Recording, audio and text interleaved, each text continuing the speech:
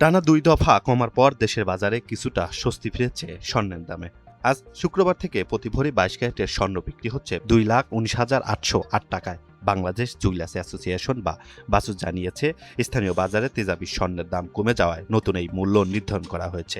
নতুন দামে ২১ ক্যারেটের প্রতি ভরি স্বর্ণ ২,৯,৮৯৪ টাকা, ১৮ ক্যারেটের ১,৮০,২৬৭ টাকা এবং সনাতন পদ্ধতির স্বর্ণ বিক্রি হচ্ছে ১,৪৭,৩১৬ টাকায়। বাজুত জানিয়েছে, পরবর্তী ঘোষণা না দেওয়া পর্যন্ত দেশের সব জুয়েলারি প্রতিষ্ঠানে এই দাম কার্যকর থাকবে। তবে অলংকারের নকশা ও কারুকাজ অনুযায়ী মজুরি আলাদাভাবে যোগ হবে। নির্ধারিত দামের মধ্যে ভ্যাট অন্তর্ভুক্ত থাকায় অতিরিক্ত ভ্যাট নেওয়া যাবে না।